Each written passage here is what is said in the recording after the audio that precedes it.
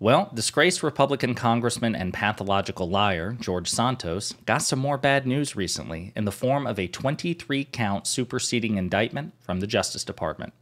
But before we unpack all that, if you haven't yet, please hit that like, subscribe, and the alert bell. Maybe check out my Patreon.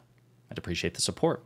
All right, folks, nobody embodies the corruption and criminality of the modern-day Republican Party with the exception of Donald Trump than George Santos. And he got some more bad news recently that we're going to cover here. I want to play a couple of clips. We're going to start with Jake Tapper of CNN, who's going to give us the cliff notes. The Justice Department has charged one of the Republicans voting, George Santos of New York, with 23 counts, including identity theft and money laundering.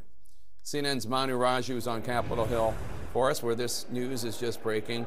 Manu, I know you have to do a lot to get kicked out of the Republican Party these days, but can Congressman Santos keep his job as he faces these charges? This has been a huge question all year long. Of course, he had been charged earlier this year. This is a superseding indictment, Jake, that was just announced by the Justice Department, filed in district court in New York. According to this release, he was charged with conspiracy, wire fraud, false statements, falsification of records, aggravated identity theft, and credit card fraud. Now, this indictment just unsealed. We'll have to go through all the details and the allegations therein, but undoubtedly this will put pressure on Republicans to take. Yeah, so you can even see as Jake Tapper is introducing the story, like he's trying not to laugh. And it is, in a very abstract way, quite funny that George Santos is so just nakedly corrupt and nakedly criminal. But then again, so is Donald Trump, and he's the leader of the Republican Party. Now, I've got to throw on my glasses here because I want to read a bit of the Department of Justice's official announcement. It's very small, but it says a 23-count superseding indictment was filed today in the U.S. District Court for the Eastern District of New York, charging George Santos, and here we go, brace yourselves, with 1 count of conspiracy to commit offenses against the United States. Oof. 2 counts of wire fraud, 2 counts of making materially false statements to the Federal Election Commission, 2 counts of falsifying records submitted to obstruct the FEC, 2 counts of aggravated identity theft, and 1 count of access device fraud, in addition to the 7 counts of making materially false statements to the United States House of Representatives that were charged in the original indictment. Folks, it's just absurd.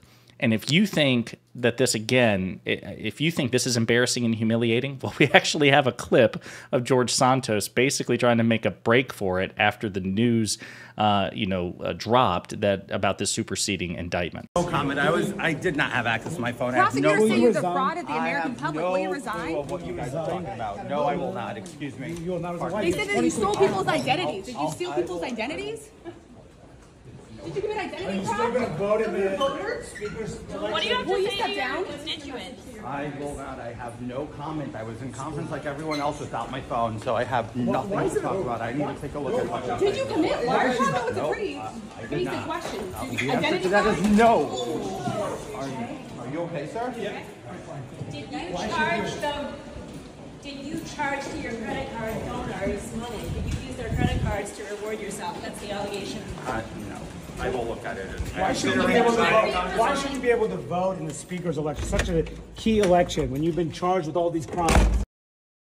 Oof.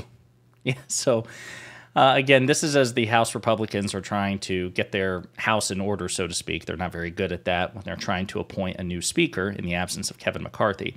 Now, again, as Jake Tapper humorously noted in the first clip, it's true, it's very difficult to get kicked out of the Republican Party these days because they have no principles or standards. They certainly try to impose principles and standards on literally everybody else, but it's kind of like rules for thee, not for me sort of thing.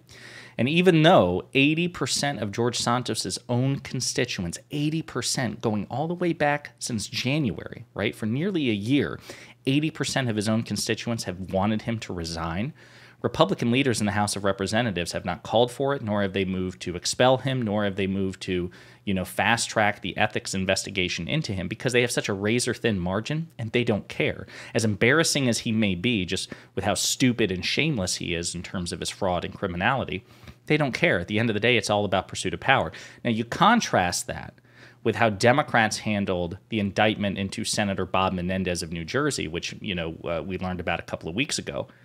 When that dropped, you had not only progressive commentators and liberal commentators, but you had many Democratic congresspeople and senators openly calling for Menendez to resign. It's a stark contrast in terms of the relative ethics between the Democratic Party, which is morally superior, to the other party, the Republican Party. The last clip I want to play here was actually from a couple of days before we learned about this news about George Santos, and it's about one of his colleagues, Democrat Congresswoman AOC. She makes the point about how it's actually not criminality which determines, whether or not Republicans accept one of their own. It's political convenience. They are okay with voting to overturn elections. They openly embrace, and in fact, virtually every single Republican voted to protect George Santos earlier this year from any sort of expulsion matter or vote on the floor of the House. Yet the moment a member becomes politically inconvenient for them, they're discussing expulsion either from the Congress or the House of Representatives. And I think it shows just how deeply corrupt and how deeply inconsistent the Republican Party has become. Well said, AOC.